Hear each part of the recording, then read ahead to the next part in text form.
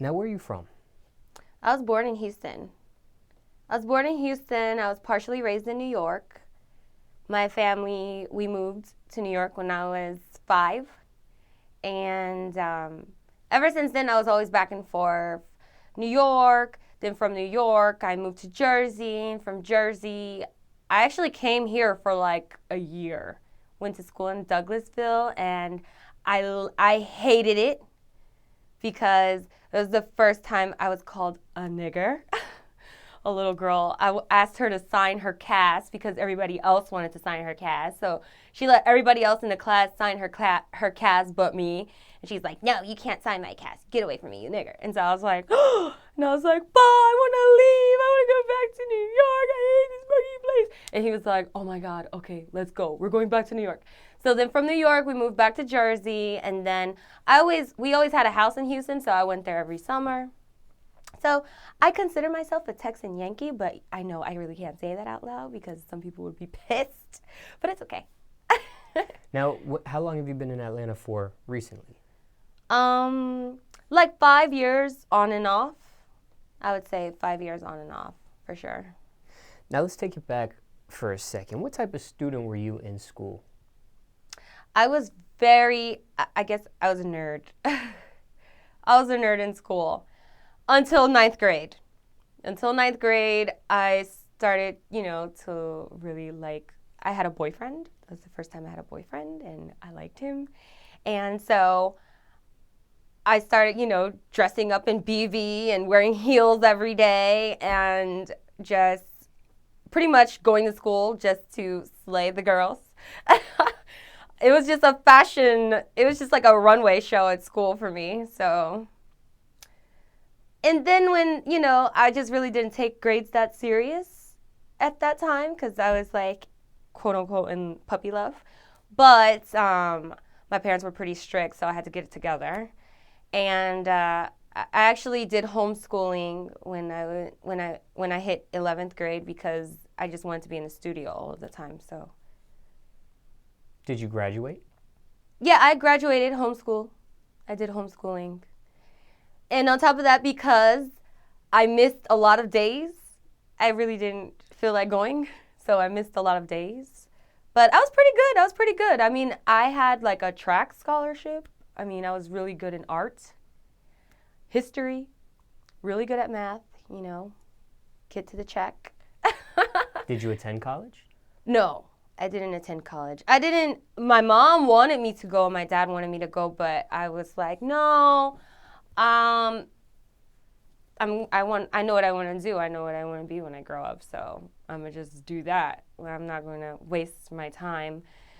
But, sometimes I wish that I did go to college because I'm like, I still had some, like my sister, for instance, she's already graduating and she only did it in 2 years, So in my mind, I'm thinking, I got to be in there forever. It's going to take forever for me to graduate. Like, I don't have time for it. But then it was like, as soon as I graduated high school, I just started to party for like a good 2 years, like just hardcore partying. So I could have went to school and still did my thing.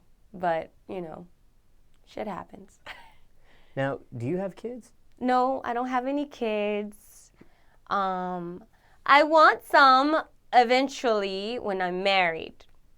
I have to be married first. I'm just very traditional when it comes to certain things like that. I want to be married and raise my kids with my husband and travel and, take them to soccer practice and be a soccer mom and, cook for them and just raise them.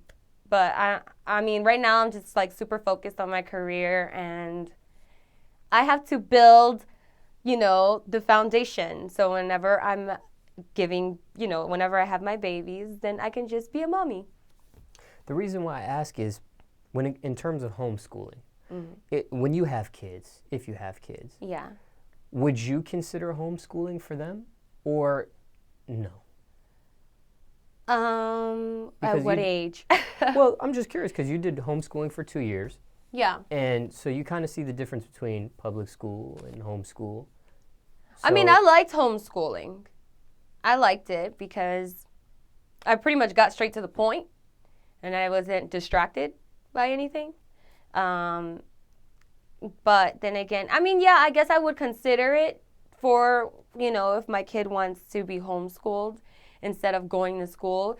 I guess depending on the circumstances, like if they were probably getting bullied at school, I would definitely consider homeschooling. I wouldn't let my child go through that.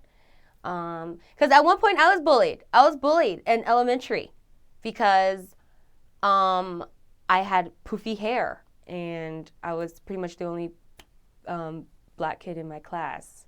So I was always either by myself or I had braces, so they called me wire mouth and stuff. I was like, you know what? You're a fucking asshole. Oh, and then my actual birth name, it's they just made fun of me because they couldn't pronounce it. So I hated it. I really did. I just didn't want to deal. I didn't want to deal with it. Now, what do you say to someone watching this, maybe going through a similar situation? Maybe they're the only ethnic kid in their class, and they have to deal with bullying. What's your advice to someone like that? Just ignore the haters. Ignore the haters because haters are really, your fans, and they really deep down inside love you. Ignore them, and unless they're hitting you, don't let anybody hit you. You have to tell your principal or, talk to your parents and for sure figure out a solution. But other than that, just stay focused on the prize, ignore them, and just, they'll eventually get the picture and they'll leave you alone. They always do. Jobs you had growing up, if any? My first job was at Baskin-Robbins for a day. And then something happened within my family, and then my mom came and got me, rushed me out, whatever. So I quit. And then, I guess my first official job was at Baggio's Pizzeria. I was a hostess. And then I moved from hostess to waitress, and I loved it. I actually really loved it. And then my second job was at Hooters. I was a Hooters girl. How'd you like that? How'd you like the Hooters job? I liked Hooters until I had a stalker. I had a stalker, this guy who was obsessed with me. And he came in every day. I mean, the tips was great, but it was one time it freaked me out because he was waiting for me outside, and I was like, wait, is that him? And so my manager had to keep walking me outside to the car, and then I was like, I'm done. I can't do this, But I had a really bad. At one point, I would just quit. I wouldn't even call. It was just, I'm a rock star, But at the end of the day, I feel bad. I feel bad that I would just quit, but I did. Eventually, I called and said, hey, guys, sorry for just quitting like that, but, So how old were you at the time as a female when you were at Hooters, and how old was that gentleman? Just curious. I was 18, and that guy was probably late 30s, 40s probably, 40s, whatever.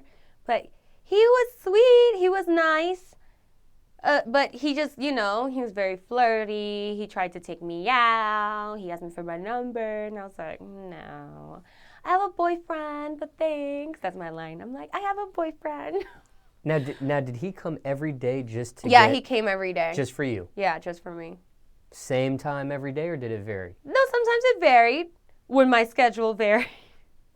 When my schedule, changed or whatever, he would find out when I was working, and he came. Now, somebody thinking about working at Hooters, what can they expect working there? A lot of guys staring at your boobs.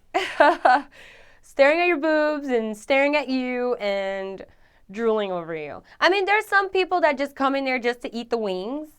But, a lot of them just come in there to get drinks and they want to flirt and stuff like that. Don't give them your number. And keep it professional. Don't try flirting with them back just so you can get, a bigger tip, because they will still give you the tip because they like you. They like, your company. They want to talk to you and stuff like that. Just don't give them your number, and don't give them any reason to think that they have a chance like that. Now, when they stare at your boobs and stuff, I mean, the restaurant's called Hooters, so it's kind of like a play on words with boobs and owls and that sort of thing. Is that flattering to you, or did that annoy you? I mean, I guess at the beginning I was like, oh, I'm going to get a tip, blah, blah, blah. But then after a while, it's just kind of like, ugh, he's a pervert. Ugh, whatever, So it changed. What's the biggest tip you received? Like 100. I got $100 tip once. That was great. I mean, I wish it was 1,000, I could have got me some shoes and a bag or something, but, the checks started, the tips started to add up, and then I was able to do my thing. Now, what's the worst thing you put your parents through? The worst thing I put my parents through, I had got caught sneaking out of the house to go hang out with a guy. And it wasn't just me, though. It was like my cousin, and like we climbed out of the window. And, well, actually, you know what? She went to go hang out with the guy, and I was just rolling with her. But there was a guy there, too, that I liked. So I was like, okay, I'll go with you. Whatever. Oh, my God, I hope they don't see this, because I still deny it to this day. I still deny it. But I got caught climbing back out of the window, like climbing back into the window, because I was climbing out of the window to go get her because she was drunk. So she started screaming, ah, ah. And then I was like, shut the fuck up. You're going to wake up. And then she was like, rape. I'm like, are you fucking kidding me? So then my other cousin grabbed her, and we threw some water on her in her face. And then she screamed, and he called the phone and was like, I'm outside, because she called him because she was drunk. So she called him, and he was outside waiting for her. So she ran upstairs, slammed the front door, and then my dad and my mom came downstairs like, what's going on? And I'm already trying to climb back into the window because I was trying to go and save her. So I get caught, and I clearly got a whooping that night, so I got a whooping. But other than that, I was a pretty good girl. I mean, I had some other things too, like, I guess I had my thugged out moment, I guess. I wanted to be a thug, and I fell in love with a thug. And our relationship was definitely like that crazy in love kind of thing. Like, we argued and we fought, and I just didn't want to leave him alone. Then we got in trouble, and then I was like, no, I love you. And then, I don't know, eventually I left him alone because we had got into a crazy fight one time, and then my family was like trying to kill him, and then I was like, no, leave him alone. I swear I'll leave him alone. So, yeah, I think more of my issues with my family is like I kind of get boy crazy. But, I mean, who doesn't like boys? What's your message to the youth? Just be yourself, and you don't have to try to fit in, and just be unique. Stay true to who you are, no matter what. I know that sometimes, I guess there's point of times where there's like a fad that kind of comes and goes, like, oh, this is like the popping thing to do, so I'm going to do it too. And it's really not that popping, like, you have to do whatever you really feel is like who deep down inside you really are. I mean, I've definitely like went through it at one point too. I was like, oh, I'm going to just keep partying with my friends and doing crazy things. And And then eventually I realized, like, damn, that was like really stupid. Like, I really shouldn't have done that, you know? And I'm kind of like very artsy. Like, I like to paint and I like to kind of I'm kind of like a loner in a way. And I like being like that. I mean, but I have my friends, like when I go out, I turn up, like I get crazy. But it's just because like I think it's the Gemini in me. Like I have like a twin side, you know, like one side wants to come out and play from time to time and then the other one's like, look, slow down. Like I just want to chill. So, just be who you are. Like don't try to fit in. You know, like it's just being who you are is being cool no matter what. Like, you know, if you want to go shopping at this place and like, you know, you don't necessarily have to go crazy and do the wildest things to go and get like a pair of Louvs or like the newest J's. Like it's really not that serious. So that's my thing. That's my thing. And then if you're an artsy person, just be artsy because eventually it's going to shine bright. I mean, hello, like look at the guy that freaking created like Facebook and stuff like that, you know? He's like the richest guy in the world. I want to be like him one day, you know?